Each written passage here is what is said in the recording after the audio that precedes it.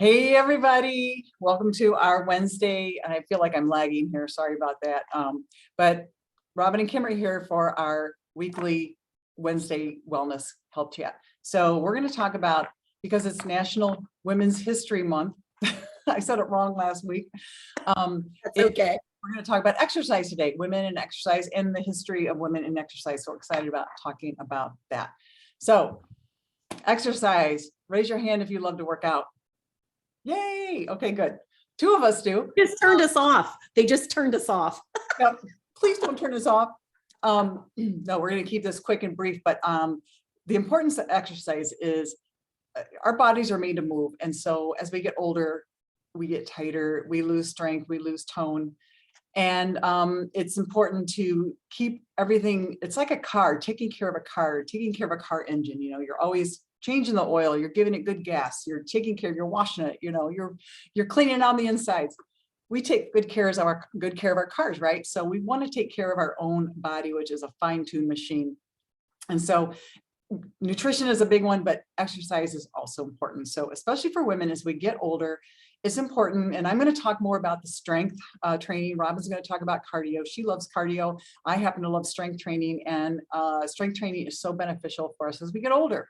So we want to preserve our muscle mass. Naturally, we lose, our muscles decline. They start to atrophy. Yeah, as we look at that gun. And so we want to make sure we keep our muscle mass strong, toned and built and strong, because it's so important for many things. But interestingly enough, especially if we want to lose weight, if we do weight training, we may gain, it looks like we gain weight, but we're gaining muscle mass, but we're actually getting smaller because muscle takes up less space than fat. So don't look at the scale when you're working out. But leg training especially is important for women who are, because it's large muscle groups. We want to, it helps increase our metabolism. And leg strength is also equal to brain health. I've talked about that before. So the stronger your legs, like taking stairs, walking, hiking, anything you're doing, jumping, hiking, and we're made to do so many things. But we want to take care of our, leg strength. So that's super important. And like I said, it's tied to our brain health. So it's been shown for women in midlife, we should strength train at least twice a week. And I'm talking like, try to go with heavy weights. Don't go with the little 2 or 3 pound weights that aren't going to like really affect your muscles. You want to go, and that could be 5 or 8 pound weights, or even 10 pound weights. Work your way up, but start with weights that are going to stress your muscles. That means you're going to do bicep curls to fatigue, do squats to fatigue, basically. So, and you don't have to do a lot of them. Do a weighted squat with weights.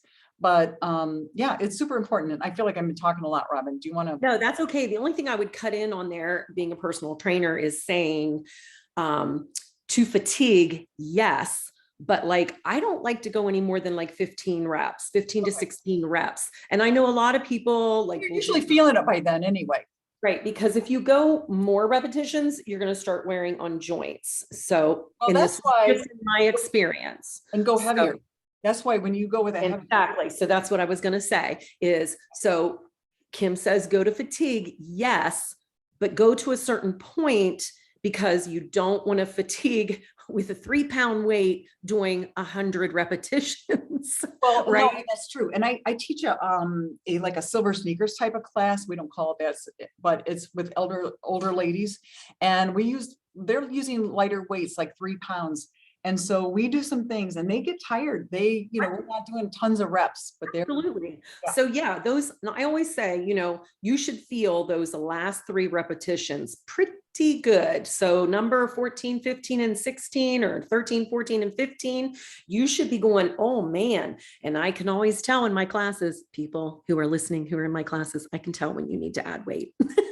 Yeah. And same here. And, yeah, it's really interesting, because the cool thing is that it's exercise less to get more benefit. You don't have to exercise like a crazy woman. Like we used to do high impact cardio high impact aerobic, high low aerobics. We used to go to the gym and work out for hours and get on the treadmill for an hour or so. We don't need to do that anymore. And so I would counter doing 2 times of strength training a week with some yoga, because yoga, we need to also keep our strength, flexibility is super important, and we get tighter as we get older. If we're sitting more or whatever, we need to stretch. And so getting that flexibility, and also it works on balance, because yoga is so good for our balance. So, and yoga, I mean, I don't want to say it's easy. It's not easy when you're doing like a power yoga or doing a plank or some I was going to say, yoga is strength. Try doing a chaturanga pose. Okay. Yeah. Yeah. Explain to people what a chaturanga pose is there. Chaturanga is like it's total upper body strength. You're shifting forward. It's like a tricep push-up but you're in a plank. It's a plank, but in a tricep plank position, and you're doing like a tricep push-up. And so it's tough. And I do chaturanga push-ups, and they're no joke. Those are extremely they're extremely hard. So those are so I think that's and what's the best exercise to do? The one that you like and the one that you will do, because that is key. So if you like swimming, swimming is good too. If you like biking, biking is good too. But definitely work in some strength training, because your body will thank you and you will just feel empowered. I love it when after I do a workout, and I do 20, 30-minute workouts. I'm not working out super long. Right. I get benefits and I feel the benefit. Yeah. So where I wanted to talk about was Women's History Month. And so I looked back, and I'm going to put this link in the comments so that people can read it, because it starts with 1900 to 1920. And so like when I was first thinking about it, I'm thinking women in history. Of course, I'm thinking 1980, Jane Fonda, things were like the aerobics. But prior to that, in 1969, there was jazzercise. That's when that first came out. I never did jazzercise. And then prior to that, there was gym class, calisthenics. But the point that I want to raise but they didn't talk about him because he's not a woman. So there are other women in here, and you know what? There wasn't a lot. I didn't recognize any of the names, which kind of like made me a little sad, because we should recognize those names, from years gone by. But the main thing that I want people to look at in this article is something that I try to drill in people, and I drill in myself, is exercising and cardio is not about how you look. It's about how you feel on the inside. It's not about being a size 2 or losing your thick thighs that you were born with, or your broad chest, or your big back. It's about clearing your mind, stress levels, and about feeling good on the inside, pumping your heart. That's the most important thing. That's why for me, when I hear people say they don't like to work out or it's a punishment, it's not a punishment. You are taking care of your body that was meant to move. It was not meant to be stationary. So that's my big point. And also, like, don't use it as a punishment. Like Kim said, find something that you enjoy. You can do so many things for 20 minutes. You can take a 20-minute walk with a friend, with your dog. You can hike, you can swim, do something with friends, do something you enjoy. Don't think of it as a punishment. And I know so many people do. And don't use it as to compensate for bad nutrition either.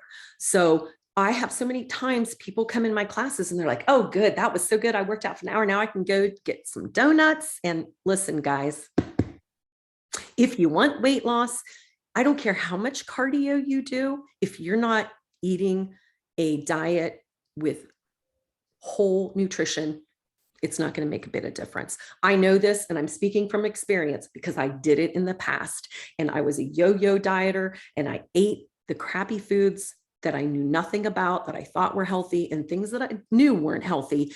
And I couldn't lose the weight. And there's a reason, because I was like, I love cardio. So I was like, give me an hour, let me kill myself. I sweat like a pig, let me go. I loved every minute of it.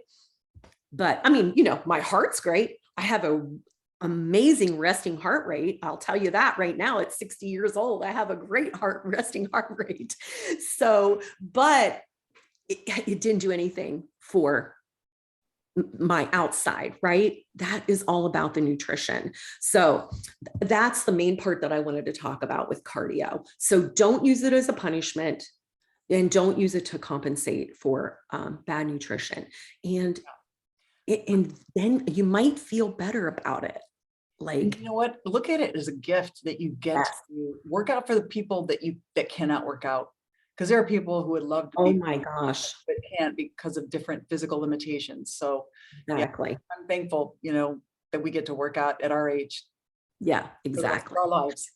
All right. Well, guess what? We went 10 minutes, but that's okay. I felt that was really important. Kim and I always feel like everything we have to say is important. So we might go over 7 minutes. So anyway, have a great rest of your Wednesday, and we will see you next week. All right. Bye, everybody. All right. Bye-bye.